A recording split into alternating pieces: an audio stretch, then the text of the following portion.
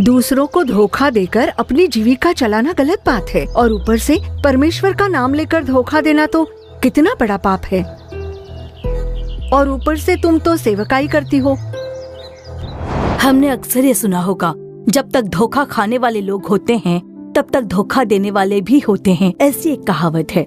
लेकिन हम जो परमेश्वर के बच्चे हैं, ना तो हमें धोखा खाना है और ना ही धोखा देना है।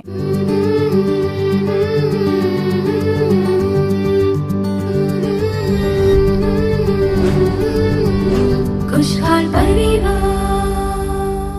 प्यारे खुशहाल परिवार के श्रोताओं को प्रभु यीशु के नाम में हमारा प्रेम भरा अभिवादन। फिर से इस खुशहाल परिवार कार्यक्रम में आप लोगों से मिलकर हमें बहुत खुशी हो रही है। परिवार में आशीष के लिए और परिवार में बेदारी आने के एक उद्देश्य के साथ ही प्रभु परमेश्वर ने इस कार्यक्रम का आयोजन किया है और लगातार हमें चला रहे हैं। और आज के इस दिन किसी को धोखा मत देना, इसी शीर्षक पर हम लोग कार्यक्रम देखने वाले हैं। चिकनी चुपड़ी बातें करके पैसों के मामले में धोखा देने वाले और अपनी दयनीय स्थिति बताकर पैसे ऐंठने वाले कई लोगों को हमें देखना होगा। और इस संसार में जब तक धोखा खाने वाले लोग हैं, तब तक धोखा देने वाले लोग भी होंगे। हम जो परमेश्वर के बच्चे हैं, हमें धोखे से बचने के लिए धूर्त बने रहना है और किसी को भी धोखा ना देने वाले लोग हमें बनना चाहिए, क्योंकि इंसान जो बोता है वही काटता है। आइए आगे देखते हैं ज्योति बहन कार्यक्रम। खुशहाल परिवार।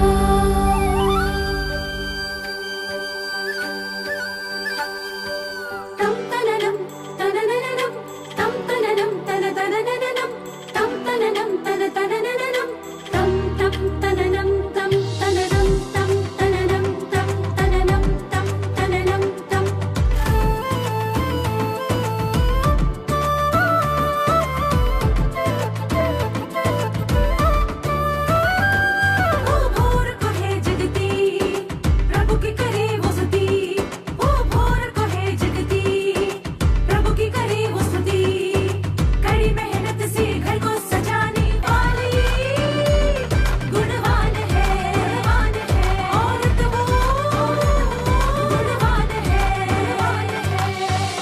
ज्योति बहन।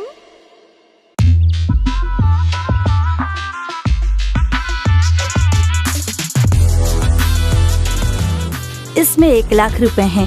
अभी के लिए आप इसे ही ले जाकर दीजिए। मैं बहुत ही जल्द और पैसे जोड़कर दे दूंगी। हाँ, बहुत खुशी हुई। हाँ। परमेश्वर तुम्हें आशीष देंगे। मैं चलती हूँ।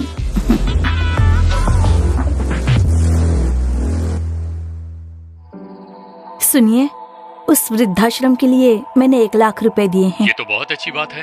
अच्छा, क्या तुमने जाकर वो वृद्धाश्रम देखा? मैंने तो नहीं देखा। नहीं देखा? अरे तुम्हें तो जाकर देखना चाहिए था, तभी तो उन्हें भी अच्छा लगेगा। ठीक है, मैं कल जाकर देख कर आती हूँ। ठीक है।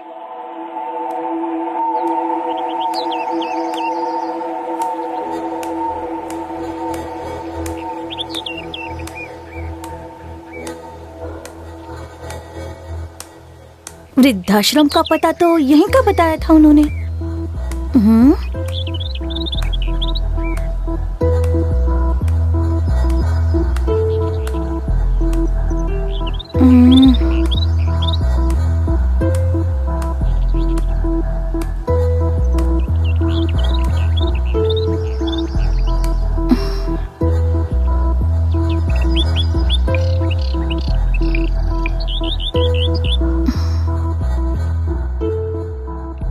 डायल किया हुआ नंबर इस समय संपर्क क्षेत्र से बाहर है। कृपया कुछ देर बाद फिर डायल करें।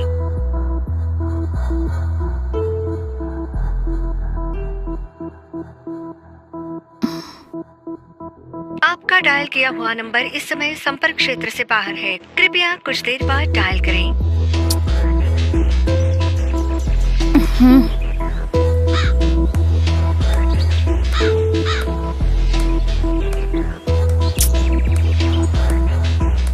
कहाँ पर होगा आखिर?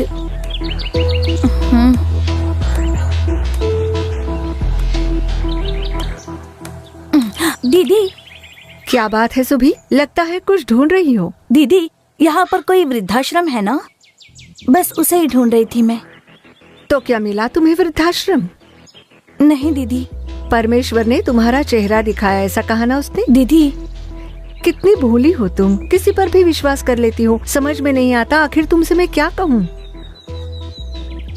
ऐसे झट से किसी पर विश्वास मत करो। किसी से कुछ पूछताछ भी नहीं करती तुम। दीदी वो तो सेवकाई ही करती हैं, इसीलिए। सुभी, क्या सेवकाई करने वाले सभी सच्चाई से सेवकाई करते हैं? तो जवाब है नहीं। कुछ लोग बस पैसों के लिए या सिर्फ नाम कमाने के लिए सेवकाई करते हैं। उनका बस वही उद्देश्य होता है, इसीलिए सभी पर विश्वास मत करना। पर अब मैं क्या करूं दीदी? जो पहले पूछना था वो तुम अब पूछ रही हो। पहले तो तुम घर चलो।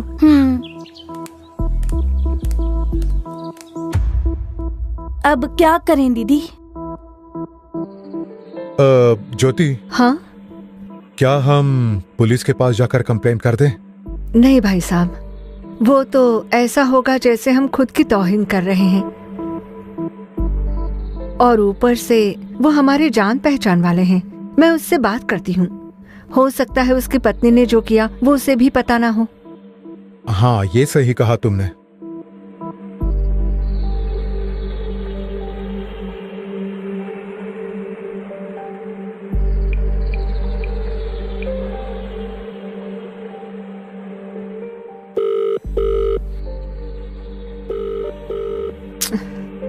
क्या हुआ दीदी? पता नहीं, उसने फोन नहीं उठाया। तुम फिक्र मत करो सुभी, तुम्हारे पैसे तुम्हें मिल जाएंगे, डरो मत। ठीक है दीदी। सुनिए जी, हमें उस औरत ने धोखा दिया है। ये क्या कह रही हो? सच कह रही हूँ। वृद्धाश्रम के लिए पैसे मांगने के लिए आई थी, उसे हमने 1 लाख रुपए दे दिए थे। हाँ? वहाँ पर तो कोई वृद्धाश्रम है ही नहीं। सच कह रही हो तुम? हाँ सच कह रही हूँ, उन्होंने हमें धोखा दिया है। सेवकाई करने वाले लोग भी ऐसा करने लग गए। अब तुम क्या करने वाली हो? मैंने ज्योति दीदी से बात की है, उन्होंने कहा है कि पैसे किसी भी तरह मिल जाएंगे। चलो ठीक है। दीदी, उस औरत के पति ने फोन किया था क्या? नहीं किया, पर मैं उसके घर गई थी। वो लोग कहीं सेवकाई के लिए गए हैं, शायद लौटने में महीना लग सकता है, इसीलिए शायद जाने से पहले उन्होंने इस तरह धोखा दिया है। अब क्या किया जाए दीदी? कुछ तो करेंगे। सबसे पहले प्रार्थना करेंगे। अच्छा, तुमने ये सब अपने पति को बताया? बताया दीदी, उन्हें भी बहुत हैरानी हुई। सेवकाई करने वाले लोग इस तरह धोखा देते हैं, इससे काफी उदास हो गए वो। अब आखिर क्या कहें, भेड़ों के बीच भी ऐसे भेड़िए होते हैं। अब तो सेवकाई करने वाले लोगों को भी दान देने में डर लग रहा है। डरने की कोई बात नहीं, पर किसी को भी दान देने से पहले परमेश्वर से पूछना चाहिए। जब तुम्हारे मन में खुशी और शांति बनी रहेगी, तब तुम आराम से दान दे सकती हो। तुम फिक्र मत करो, तुम्हारे पैसे तुम्हें मिल जाएंगे। ठीक है दीदी।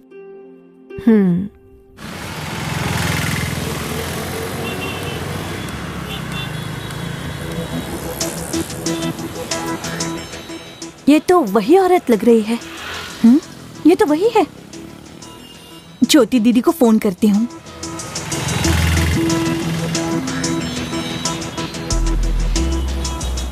हेलो हेलो दीदी। हाँ बोलो सुभी। क्या आप जरा जल्दी से सब्जी मार्केट के पास आ सकती हैं? हाँ आती हूँ, अभी आती हूँ। ठीक है दीदी।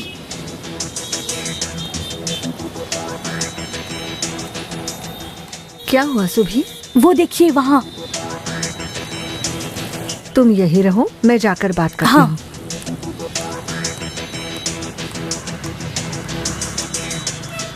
दीदी, सब्जी खरीदने आई हैं आप? नहीं नहीं, मैं तो बस दिए हुए पैसे वापस लेने आई हूँ। कैसे पैसे? आपसे तो मैंने कोई पैसे नहीं लिए।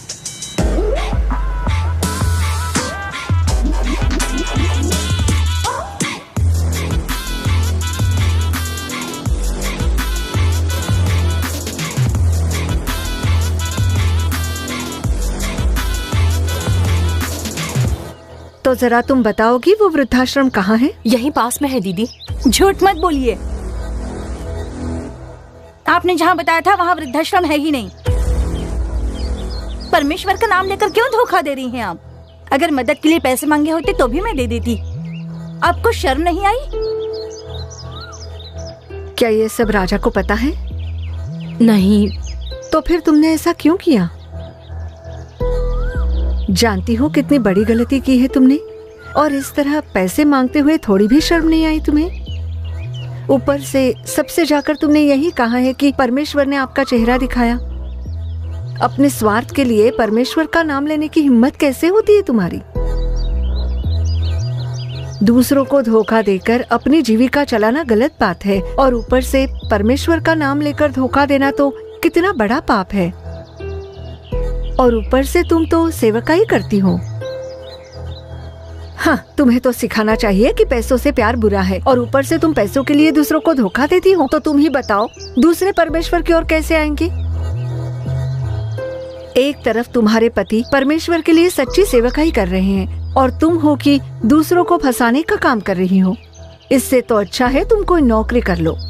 दीदी, मुझे पैसों की बहुत जरूरत थी। तो क्या हुआ? तुम ऐसे किसी को धोखा नहीं दे सकती। तुम्हें पैसे चाहिए तो परमेश्वर से मांगो, प्रार्थना करो। इस तरह दूसरों को धोखा मत दो। आप जैसे सेवकाई करने वाले पैसों के चक्कर में गलती करते हैं, इसलिए सच्चाई से सेवकाई करने वालों का नाम भी खराब हो रहा है। मुझे माफ कर दीजिए दीदी, मैं आगे से ऐसा नहीं करूंगी। माफी की कोई बात नहीं है। पहले बताओ पैसों का क्या हुआ? दीदी, उनमें से थोड़े पैसे तो खर्च हो गए। बस 2 दिन में मैं पैसे लौटा देती हूँ। मुझे माफ कर दो, मुझसे बड़ी भूल हो गई। बस 2 दिन में मैं तुम्हारे पैसे लौटा दूंगी। चलो चलते हैं।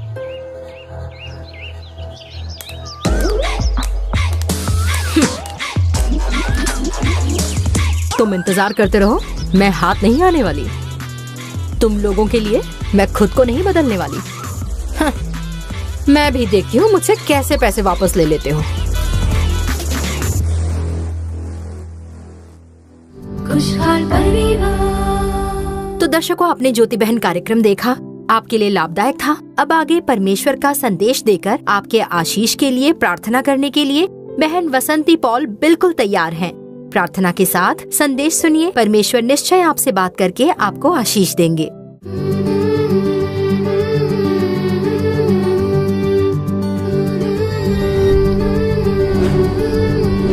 खुशहाल परिवार। मसीह में मेरे प्रियजनों, यीशु मसीह के मधुर नाम में हम आप सबको प्रेम पूर्ण शुभकामनाएं देते हैं।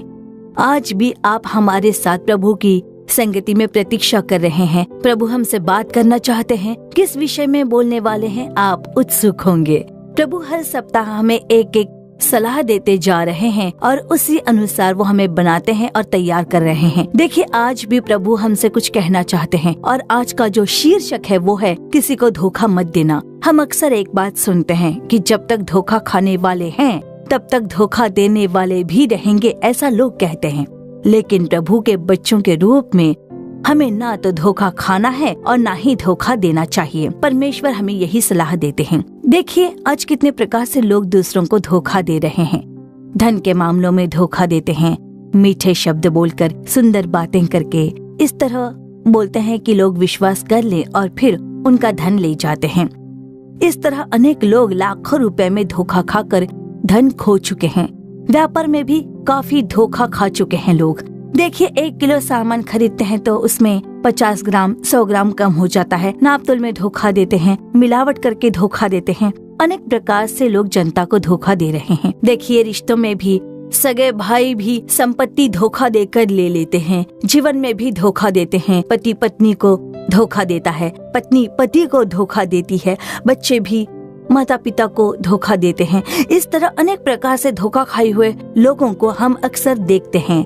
हमारे पास प्रार्थना के लिए आने वाले लोग कहते हैं कि मैंने धोखा खाया है, मेरे पति के शब्द इतने मीठे थे, उन्होंने मुझे विश्वास दिलाया और फिर मुझे उन्होंने चोट पहुंचाई। ऐसा अक्सर हम सुनते हैं।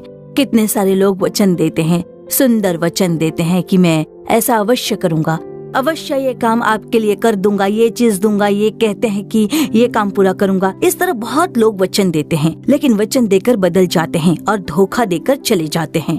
अनेक लोग इन वचनों को सुन सुनकर अनेक कामों में धोखा खाकर आज आंसुओं के साथ खड़े हुए हैं। प्रभु के बच्चों के रूप में हमें क्या करना चाहिए? तो देखिए, किसी को धोखा नहीं देना चाहिए।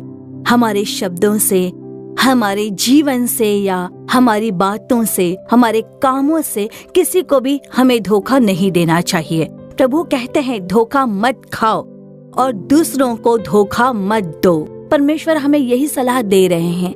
देखिए, कुछ दिन पहले एक विधवा बहन यहाँ प्रार्थना के लिए आई हुई थी। उनके पति नहीं थे और 2 बच्चे थे। उनके साथ एक बहन थी जो बहुत कम पढ़ी लिखी थी और बहुत ही सरल थी, जो कोई भी कहे उस पर विश्वास कर लेती थी। अपना घर नहीं था उनका, ना ही कोई आमदनी थी उनकी। मेहनत करके मजदूरी करती और अपने बच्चों को पढ़ाती थी। वो कहती थी मेरे बच्चों को मेरी तरह कठिनाई ना हो, उन्हें पढ़ाना है। उन्होंने कठिनाई सहकर बच्चों को पढ़ाया। उनके माता पिता से उन्हें एक घर और थोड़ी सी जमीन मिली थी। तब उस बहन को उसके सगे भाई और बहन ने कहा कि ये संपत्ति, ये घर और ये जमीन हमें मिलनी चाहिए। उन्होंने सोचा कि ये पढ़ी लिखी तो है नहीं, हम जो भी लिखेंगे ये हम पर विश्वास कर लेगी। इस तरह उन्होंने उसे धोखा देने के लिए काफी युक्तियां की। देखिए, वो संपत्ति उसके पिता के नाम पर थी, तो उन्होंने कहा इसे बदल कर हम तीनों बच्चों के नाम कर देंगे और फिर हम इसे बांट लेंगे। इस बहन के सामने उसके भाई बहन दोनों ने यही कहा, ये पिता के नाम पर है, इसे हमारे नाम पर बदलकर हम बांट लेंगे। इस बहन ने वैसे ही विश्वास कर लिया। उन्होंने उसके लिए सारे दस्तावेज तैयार किए, लेकिन उसे 2 पन्ने कभी भी नहीं दिखाए। केवल आखिरी में हस्ताक्षर करने की जगह पर क्या हम तुम्हें धोखा देंगे, ये तुम्हारे और तुम्हारे बच्चों के लिए ही सहारा होने वाला है। ऐसी मीठी और भरोसेमंद बातें कहकर उन्होंने उसे विश्वास दिलाया। तुरंत इस बहन ने बिना दोनों पन्ने देखे आखिरी में हस्ताक्षर कर दिए। और तब हुआ क्या पता है, वो घर और वो जमीन सब उनके हाथों से चला गया। उस बहन जी ने पूछा, भाई आपने ऐसा क्यों किया? तो उन्होंने कहा, तुमने ही हस्ताक्षर किए, तुमने ही तो कहा तुम्हें नहीं चाहिए, तुमने ही तो राजी खुशी दे दिया हमें। नहीं भैया, वैसा मैंने नहीं कहा था। मैं अपने बच्चों के साथ कितनी कठिनाई में हूँ। अगर वो संपत्ति होती, अगर मुझे घर मिल जाता तो मुझे किराया भी नहीं देना पड़ता। आपने मुझे धोखा दिया है भैया, ऐसा कहा। पर उन्होंने कहा कि तुमने हस्ताक्षर कर दिए हैं, अब मैं कुछ नहीं कर सकता। वो आंसुओं के साथ वहीं पर खड़ी थी। देखा आपने कैसे धोखा दिया गया। एक गरीब विधवा को उसके सगे भाई बहन ने धोखा दिया। क्या आप भी आज किसी प्रकार से किसी से धोखा खाए हुए हो? परिवार में किसी व्यक्ति से धोखा खाकर पीड़ित हैं, दुखी हैं। अपने स्वार्थ के लिए कितने सारे लोग दूसरों को धोखा देते हैं, कितने लोग दूसरों को भरमाते हैं, फंसाते हैं। याकूब को देखिए, एसाव जिसके पास ज्येष्ठ पुत्र का अधिकार था, वो भूखा था कि कुछ खाने को मिल जाए तो पेट भर जाए, ऐसी भूख के साथ था। भूख की लालसा से उसने पक रही लाल दाल को देखा और खाने की इच्छा हुई। तब एसाव ने कहा कि मुझे खाना खिला दे। तब देखो, याकूब कहता है कि ज्येष्ठ पुत्र का अधिकार मुझे दो, बस तभी मैं तुम्हें ये दाल दूंगा। बस अपनी भूख मिटाने के लिए उसने इतना बड़ा ज्येष्ठ पुत्र का अधिकार खो दिया। आज भी कितने लोग ऐसे ही धोखा खाते हैं। थोड़े समय, थोड़े लाभ के लिए बड़ी संपत्ति को वो खो देते हैं। कितने सारे लोग धोखा खाकर आंसुओं के साथ खड़े हैं, दूसरों की संपत्ति लूट लेते हैं। हम लोग भी ऐसे कई लोगों को जानते होंगे जो इसी परिस्थिति से गुजर रहे होंगे। तो हमें बड़ा ही सावधान रहना है। आज प्रभु के बच्चे खुद कहते हैं कि हम बाइबल पढ़ते हैं, प्रार्थना करते हैं, लेकिन बहुत कामों में बहुत लोगों को वो धोखा देते हैं। प्रभु के बच्चों के रूप में हमें ऐसा नहीं होना चाहिए। एक बात आपको अच्छी तरह जान लेनी चाहिए, यदि हम दूसरों को धोखा देंगे तो हम भी किसी प्रकार से धोखा खाएंगे। ये बिल्कुल सत्य है, इसे भूलिएगा मत। ये सत्य है। मैंने ऐसे कई लोगों को देखा है। याकूब ने एसाव को धोखा दिया। पिता इसहाक को धोखा देकर अपने भाई का आशीर्वाद ले लिया। उसने इसहाक को धोखा दिया। इसहाक को लगा कि ये मेरा बेटा एसाव है। उन्होंने उसे छूकर देखा, वो एसाव जैसा लग रहा था, तो उसे आशीर्वाद दे दिया। अब एसाव आकर गिड़गिड़ाने लगा, तब उसे वो आशीष नहीं मिली। उसी याकूब को उसके ससुर लाबान ने धोखा दे दिया था। उत्पत्ति अध्याय 31 में और वचन 7 में याकूब खुद ही कह रहा है, अपनी पत्नियों को देखकर कह रहा है, फिर भी तुम्हारे पिता ने मुझसे छल करके मेरी मजदूरी को 10 बार बदल दिया। ऐसा खुद वही याकूब जिसने एसाव को धोखा दिया था, वही याकूब कह रहा है। वो अपनी पत्नियों से जाकर अपने ससुर के बारे में बता रहा है कि तुम्हारे पिता ने मुझसे छल करके मेरी मजदूरी को 10 बार बदल दिया। उसने धोखा दिया था ना, और अब वो भी धोखा खा गया। प्रभु के बच्चों, हमें ऐसा नहीं होना चाहिए। यदि हम किसी को धोखा देंगे तो किसी न किसी प्रकार से हमें भी धोखा ही होगा। ये प्रभु को बिल्कुल भी प्रिय नहीं है। और देखिए, विशेष रूप से हमें पहले ये जान लेना चाहिए, हमें प्रभु को धोखा नहीं देना चाहिए। प्रभु मलाकी 3:8 में कहते हैं कि तुम मनुष्यों ने मुझे धोखा दिया है। जानना चाहते हो कैसे? दशमांश और भेंट में। तो देखिए, परमेश्वर को हम धोखा दे रहे हैं। प्रभु ने कितनी आशीष दी है हमें। क्या हम दशमांश देते हैं? क्या हम प्रभु का हिस्सा देते हैं? हम प्रभु को धोखा दे रहे हैं। हम धोखा दे रहे हैं, इसलिए आशीष नहीं पा रहे हैं। हम वचन देते हैं, निश्चय करते हैं कि हम लोग प्रार्थना करेंगे, 1 घंटा प्रार्थना करेंगे, 2 घंटा प्रार्थना करेंगे, देश के लिए उपवास रखकर प्रार्थना करेंगे, ऐसा हम प्रभु से कहते हैं, लेकिन प्रभु को धोखा देते हैं। पर देखिए, प्रभु धोखा नहीं खाने वाले, हम ही धोखा खाएंगे। वचन करके पूरा नहीं करते, दशमांश नहीं देते। प्रभु के बच्चों के रूप में हमें प्रभु को कभी भी धोखा नहीं देना चाहिए। अगर हम ऐसा करते हैं तो खुद को धोखा देने के समान है। इसमें हमें सावधान रहना चाहिए। उसी तरह हमें उन लोगों को भी धोखा नहीं देना चाहिए जो हम पर विश्वास करते हैं। आपकी पत्नी आप पर विश्वास करती है। कितनी पत्नियां अपने पति के वचन को पत्थर की लकीर मानती हैं? क्या आप उन्हें धोखा दे रहे हैं? मेरे प्रिय भाई, क्या आप अपनी पत्नी को धोखा दे रहे हैं? मेरी प्यारी बहनों, क्या आप अपने पति को धोखा दे रही हैं? पति अपनी आय लेकर आपके हाथों में दे रहे हैं। क्या आप सच्चाई से खर्च करती हैं? क्या आप पति को धोखा दे रही हैं? प्रिय बच्चों, प्रिय युवा बच्चों, आपके माता पिता आपको अच्छी शिक्षा दिलाने के लिए अच्छे कॉलेज में दाखला दिलाते हैं, फीस भरते हैं। आप वहाँ जाकर क्या कर रहे हो? गलत संबंधों में हो, मोबाइल की लत में हो, पापमय जीवन में फंसकर माता पिता को धोखा दे रहे हो। कॉलेज जाने के नाम पर जाकर आपका जीवन बिल्कुल ही अलग सा हो गया है। आप ही धोखा खाएंगे। सावधान रहना चाहिए। अगर हम माता पिता, पति या पत्नी को धोखा देंगे तो हम ही धोखा खाएंगे। इसलिए सावधान रहना चाहिए।